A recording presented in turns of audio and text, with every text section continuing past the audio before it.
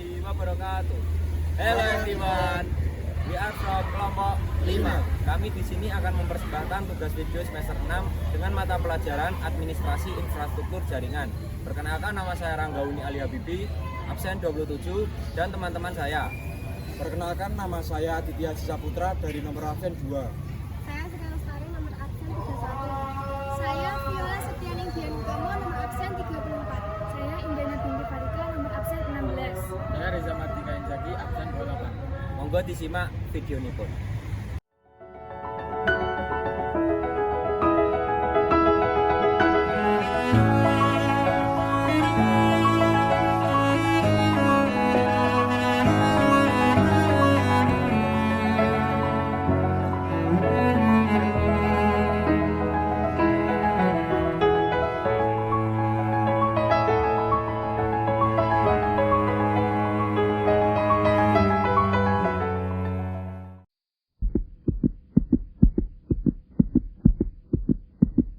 Firewall utawa tembak api ing terminologi basa bisa diartikake minangka piranti lunak utawa piranti lunak sing sengaja diciptakake kanggo nindakake prosedur keamanan ing jaringan.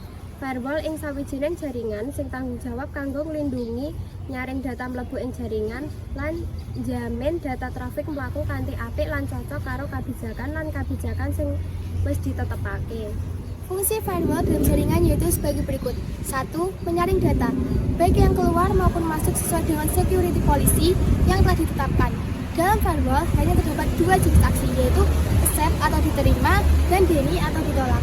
2. Melimit setiap request, baik in maupun out yang menuju atau keluar dari jaringan dan sebaliknya. 3.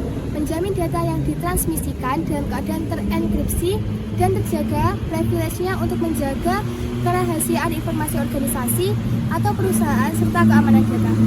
4. Mengatur hak akses user sesuai dengan kebijakan perusahaan untuk mencegah akses oleh pihak-pihak yang tidak memiliki hak terhadap jaringan dan server yang cenderung merusak sistem jaringan. 5. Meminimalisasi masuknya virus, trojan, spam, dan banner yang seringkali menghabiskan bandwidth serta menginfeksi komputer-komputer dalam jaringan. 6. Dapat dimanfaatkan sebagai forwarding atau redirect service layanan tertentu ke sebuah mesin dalam jaringan. 7. Memodifikasi isi paket data yang ditransmisikan seperti mengenkapsulasi paket dalam bentuk enkripsi. 8. Sebagai autentikasi paket data yang dikirimkan atau diterima. 9. Sebagai pengatur bandwidth, biasanya digunakan pada mesin-mesin berbasis mikrotik. 10. Merekam semua catatan kegiatan pada saat terjadinya transmisi data, baik keluar maupun masuk. Terakhir, 11. Mencegah atau memblok aktivitas yang dirasa mencurigakan seperti melakukan DNS poisoning, SQL injection, dan XSS injection. The advantages and disadvantages of firewall in the network are: access. 1. Protect the network. Firewalls can protect the network from unwanted attacks such as virus, malware, and hackers. 2. Monitor data traffic. Firewalls can monitor data traffic and monitor all information entering and exiting the network. 3. Speed up the network. Firewalls can speed up the network performance by blocking unnecessary traffic. 4. Managing internet access. Firewall can resisting access to unwanted website and application. Like 1. Cost. Firewall can be expensive to implement, especially if the company choose to use expensive hardware. 2. Performance. Firewalls can affect network performance and can slow down data traffic if not configured correctly. 3. Depends of administrator. Firewalls request trained and high quality administrators to operate and maintain this device. 4. Not always effective. Although firewalls can help protect the network, there is no guarantee that this device will always be effective. Proxy server. Proxy server inggih punika sistem ingkang gadah ayahan kangge dados perantara jaringan. Kados kala sampeyan ngakses satunggaling halaman website, proxy server punikilah ingkang ajeng kelampahaken panidha lan panerimaan informasi saking website kasebut. Lajeng sampeyan ajeng nampi informasi saking website ing perangkat ingkang sampeyan anggih. Wonten pinten-pinten tingkat keamanan, kerahasiaan, saha fungsi cocok kalih jenis proxy server ingkang sampeyan anggih. Filters or service that can be run on a proxy server. 1. Session web content. 2. Filtering. 3. Connection sharing. 4. Limit bandwidth. 5. Network access setting. 6. Authentication. 7. Security. Types of proxy technology based on its user. 1. Transparent proxy. 2. Anonymous proxy. 3. High anonymity proxy. 4. Distorting proxy. 5. Reverse proxy. Kelebihan dan kekurangan sistem proxy server. Kelebihan sistem proxy dalam sebuah jaringan adalah sebagai berikut. 1. Performa akses web dari komputer klien menjadi lebih cepat. 2. Meningkatnya keamanan jaringan. 3. Terdapat filter-filter konten yang terindikasi menjadi virus, malware, dan intrusion. Kekurangan sistem proxy dalam sebuah jaringan adalah sebagai berikut. 1. Harus menyediakan komputer server yang secara khusus untuk menangani fungsi server. 2. Setup awal akses proxy menjadi lebih lambat jika data atau konten web yang dituju belum pernah tersimpan dalam disk cache. 3. Jika hard disk penuh, akses web menjadi lebih lambat. Oleh karena itu, perlu ditambahkan hard disk baru sebagai media penyimpanan tambahan. Jenis proxy berdasarkan cara konfigurasi. 1. Transparent proxy. Pada jenis ini, dari sisi pengaturan port web browser komputer klien tidak memerlukan konfigurasi tambahan apapun terkait penggunaan port layanan protokol HTTP. 2. Non-transparent proxy. Pada jenis ini, Anda diharuskan mengkonfigurasi port proxy pada pengaturan web browser klien sesuai dengan port yang disediakan oleh proxy server. Manajemen bandwidth. Manajemen bandwidth inggih punika proses pengaturan jumlah data ing jaringan kalih ngatur alokasi perangkat ingkang nedha data jaringan. Angsal dipun tepang dados upaya kangge ngontrol panggenanipun lebet satunggaling jaringan. Aktivitas transfer data ingkang dipun lampahaken dening panggene lebet satunggaling jaringan kedah dipun alokasiaken kalih merata supados saben panggene nggadahi akses ingkang enggal. Tujuan saking lampahaken manajemen bandwidth inggih punika supados sumber daya jaringan ingkang wonten angsal dipun ngangge kanggih efisien lan adil dening sedayaning pangangge ingkang terhubung lebet satunggaling jaringan. The following are the types of service available on TCP or IP based network, namely 1. Normal user data. 2. Network management. 3. Real time. 4. Streaming application. 5. Critical data application. 6. Network security management. 7. Network control traffic. 8. DOS prone service. 9. Scavenger. The benefits of bandwidth management are as follows. 1. Improve network performance. 2. Improve user experience. 3. Network resource allocation efficiency. 4. Prioritize critical application. 5. Efficiency of data packet utilization. Metode manajemen bandwidth. 1. Simple Queue. Simple Queue merupakan sebuah metode yang paling sederhana dalam kelompoknya untuk melakukan kontrol penggunaan bandwidth. 2. Queue tree.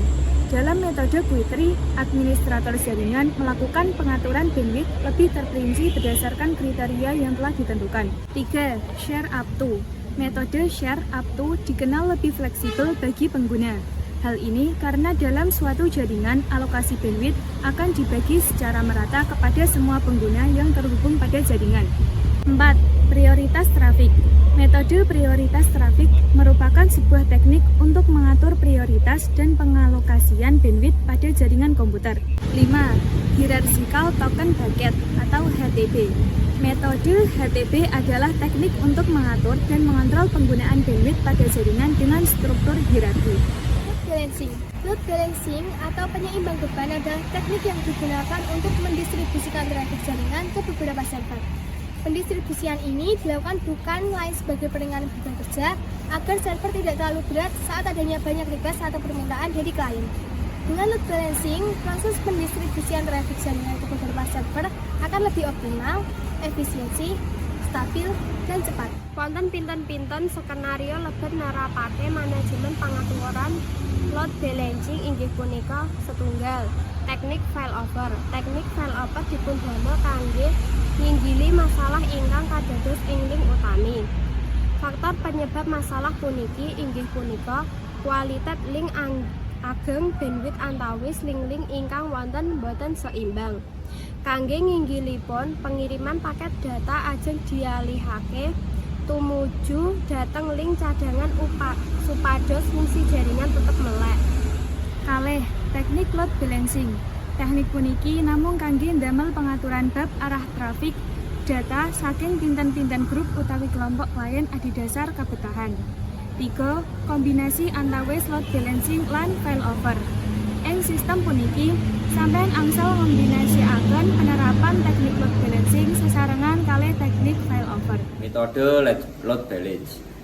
There are several types of mechanisms that can be selected to implement load balance technique on the MikroTik router. 1. ECMP or equal cost multipatch. 2.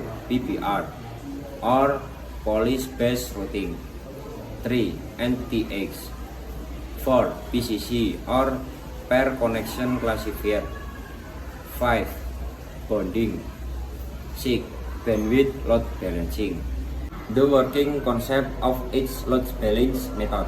1. Per packet load balance. In this method, the routing will send and distribute packet from client computer via links available on the router without paying attention to their quality. 2. Pair connection load balance. In this type of methods, the shortcomings that arise from the per package load balance method are corrected. For each packet that has previously been separated based on sequence, the router will paying attention to the origin of the sender and analyze the sequence of the data packets, whether they still constitute one communication session or not. 3. Pair address pair load balance.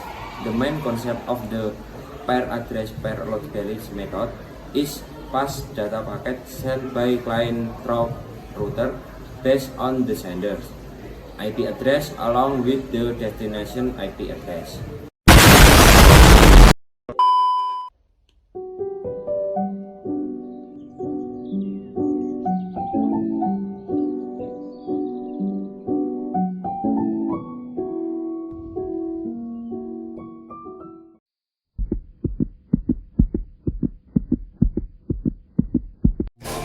Ini merupakan satu topologi jaringan internet yang digunakan untuk membagi internet di dua gedung melalui Cisco Packet Tracer. Di sini saya akan menjelaskan tentang topologi sebuah jaringan. Dan pada laptop ini saya gunakan sebagai server. Adapun juga MikroTik. Pada header pertama digunakan dari ISP atau internet. Kemudian header kedua digunakan sebagai port menuju gedung A. Kemudian header 3 digunakan port menuju gedung B. Di sini merupakan gedung A yang merupakan klien DHCP. Di sini kami akan mencoba mengecek bandwidth yang sudah kami bagi tadi. Kita buka Chrome, kemudian search speed test. Langsung saja. Pada gedung A kami setting bandwidthnya yaitu 10 mega.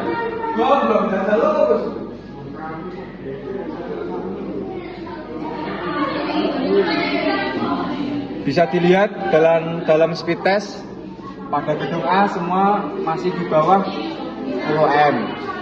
Kemudian saya akan mengecek untuk proxy server. Dari kelompok kami memilih untuk memblokir situs Shopee dan Kompas. Pada kali ini kami akan mengecek untuk situs Shopee.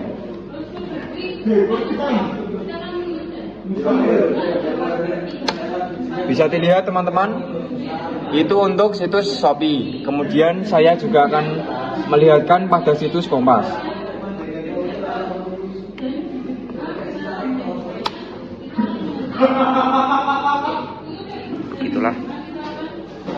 Begitulah sedikit praktek dalam pembagian bandwidth pada gedung A dan web proxy. Di sini merupakan gedung B yang merupakan klien statik. Kemudian untuk mendapatkan internet, kita setting pada IP PC.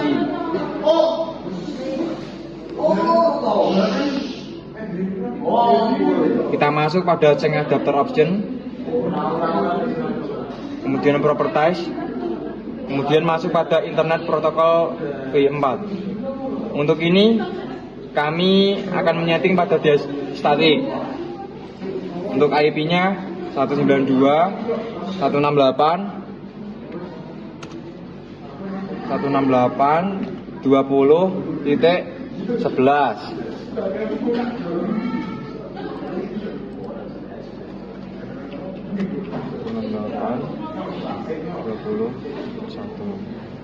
Untuk DNS kita isi dengan 8.8.8.8.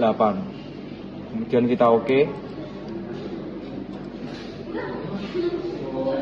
Bisa dilihat pada PC ini sudah mendapatkan internet. Kemudian saya juga akan mengecek pada pembagian bandwidth dan juga web proxy.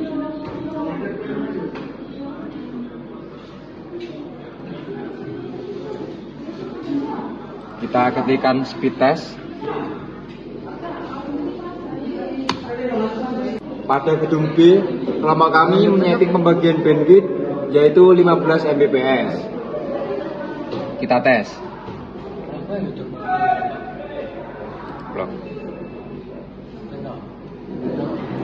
Bisa dilihat pada gedung B pembagian bandwidthnya.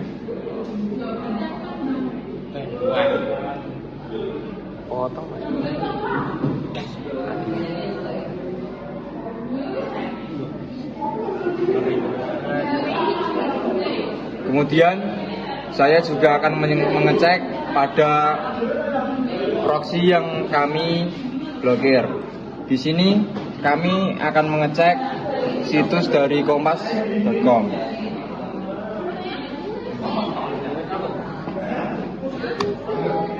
Bisa dilihat.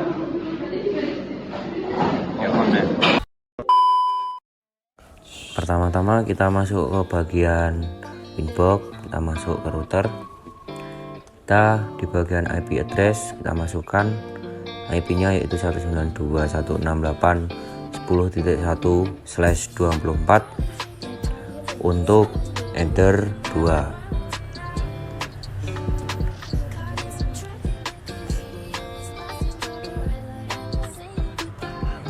Kita copy untuk enter 3 yaitu kita masukkan 192.168.20.1/24. Kita apply, kita oke. Lalu kita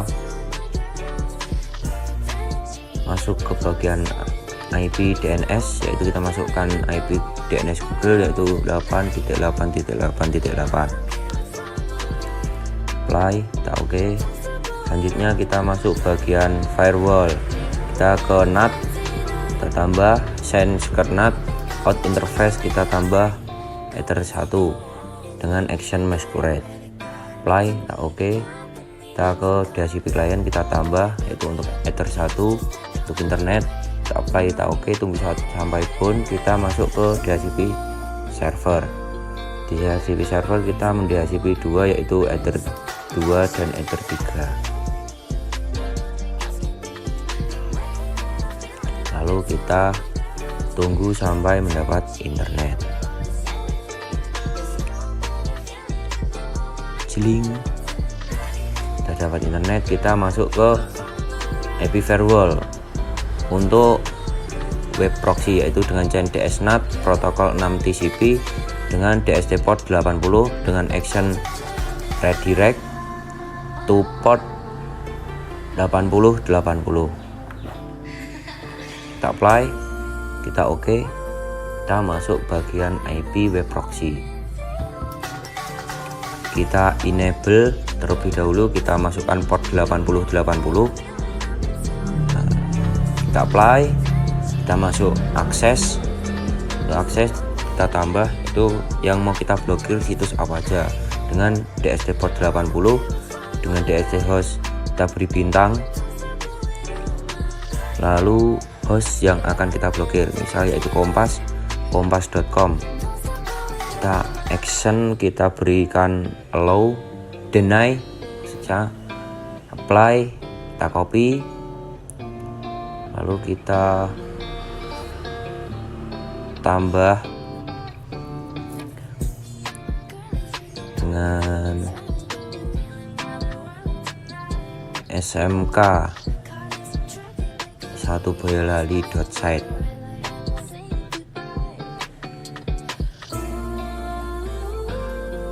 Kita apply, oke, kita oke, kita coba masuk ke Firefox. Kita ketikkan yang kita blokir tersebut. Oke, sudah bisa.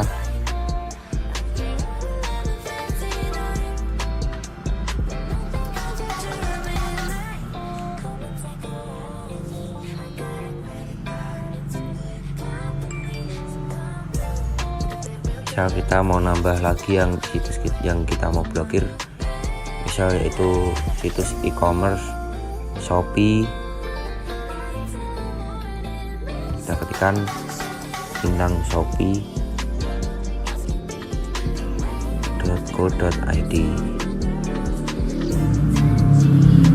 deny, apply, oke.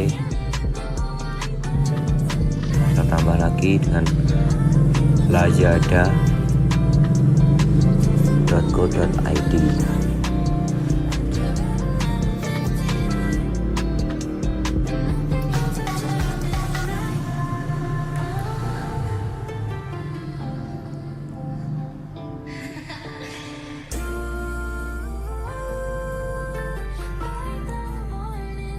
Kita masuk ke Firefox, kita coba lagi.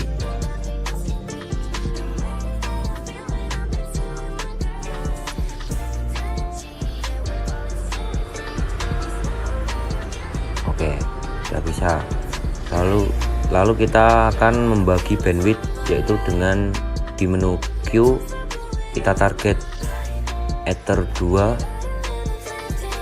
untuk PC 1 dengan bandwidth 10 mega.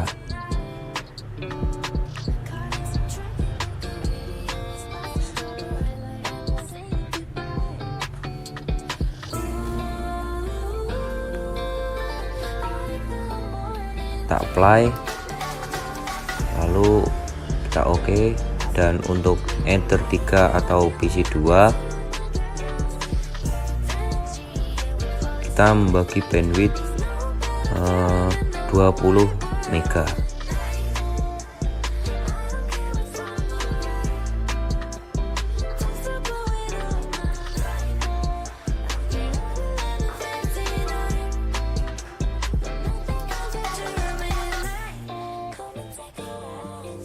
Kita apply, kita oke. Berikut adalah konfigurasi mikrotik dari kelompok 5. Sekian, terima kasih. Kita buka Google Chrome dan lalu kita ketik speed test.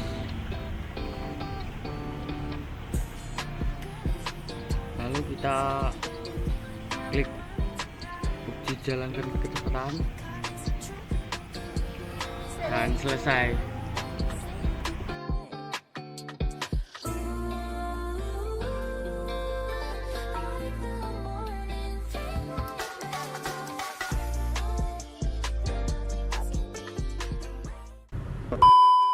enough of the presentation from my group. Mbok bilih wonten klentah-klentunipun anggenipun kula matur, kula nyuwun agunging samudra pangat sami. Wassalamualaikum warahmatullahi wabarakatuh.